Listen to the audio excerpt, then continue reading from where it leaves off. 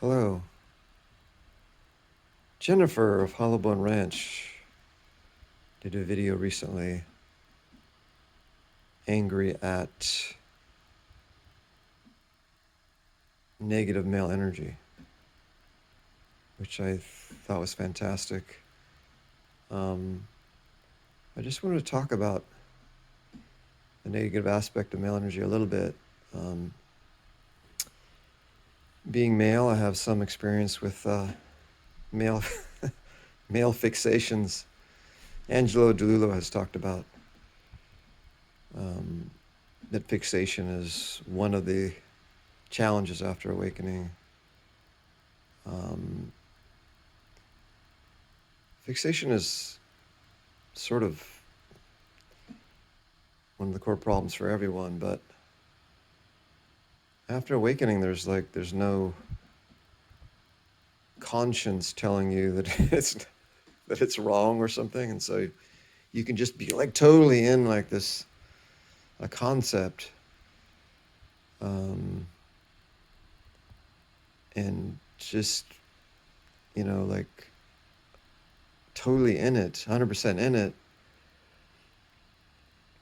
For a few minutes before you realize that what's happening. Negative aspects of male energy. So fixation, top down. So male energy, top down, right? Where top down is about it's high and dry. I think that's Carl Jung. Is that Carl Jung, high and dry? Or maybe that's Thomas More. It's recognized in psychology, the detached. It's a fixation. It's like being fixated on an idea in a sterile, sort of dry way. It's like business. It's like if you think of like American business or corporations, you take an idea and then you play out or enforce that idea kind of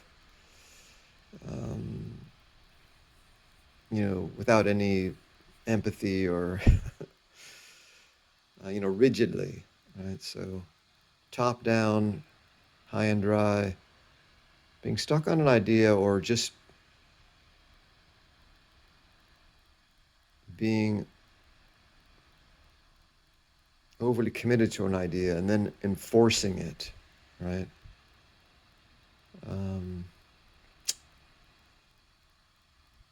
Feel like you have to be the enforcer of this idea. It's a type of fixation. And it can go under the guise of self-discipline, doing the right thing.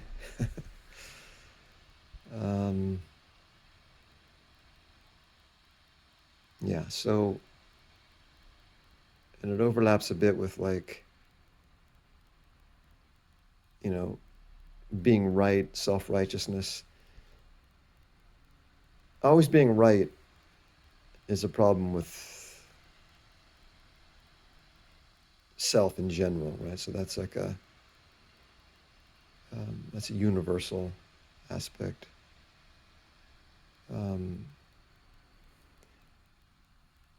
In the male aspect, it can show up as mansplaining, where you always have the answer, you always have the final answer, the last say. Father knows best. Men have been the authority figures for, in Western culture for whatever, thousands of years.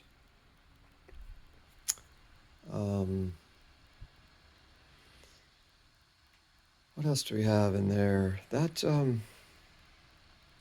I talk about this because it's just all awareness is good. So just being aware of okay, the negative aspects of male energy. You could do the same with female energy if you wanted to get into that, but Um, I think it's probably better coming from, I mean, I may mention it once in a while, like one aspect or something, but in general, better coming from probably a female or someone with more firsthand experience with more female energy. All right, anything else about male energy at the moment?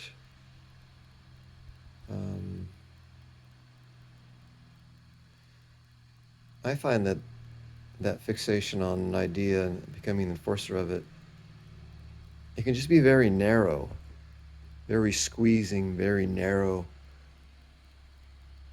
The ego has an ultimate rightness about it. It just an almost infinite desire to be ultimately correct about something.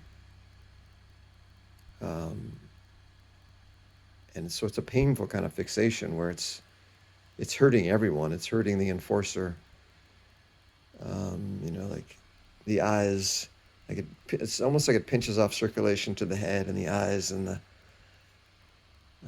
wherever you experience, the body experience stress, the throat, ears, everything becomes kind of narrowed down, tunnel vision. Yeah, tunnel vision.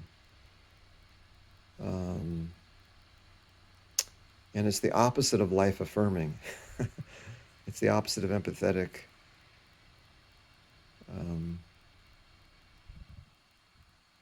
Yeah, absolutely.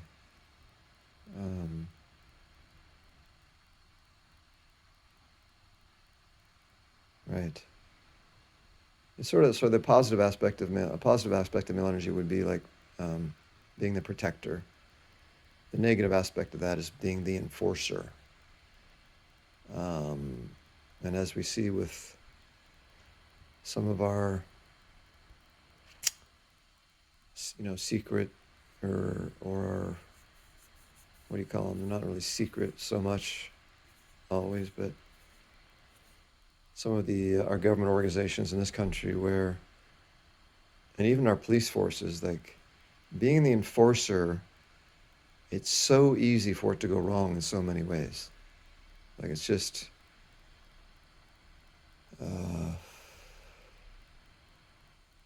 probably a good example of like where judgment and punishment don't really work. It's a bad system. Um, restraint,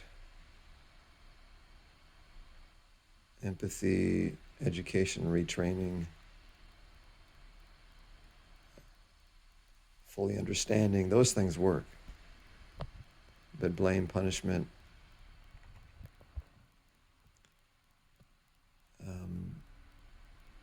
imprisonment, they don't work. And so enforcing is just and what is it covering up? It doesn't work, and what's it covering up? So enforcing is covering up.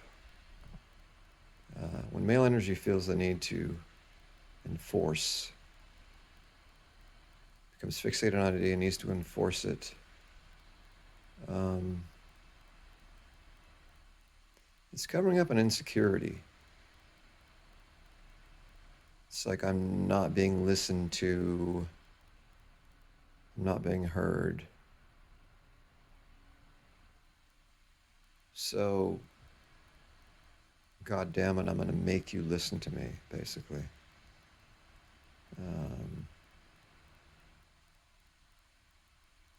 Yeah, what I say goes.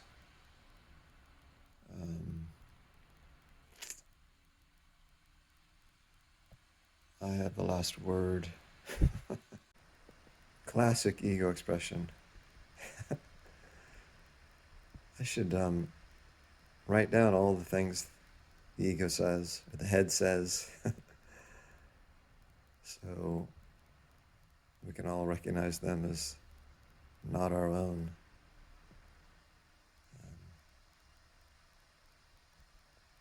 The voice of the ego is not our own. It tells you it's speaking in your voice. One of the biggest lies there is.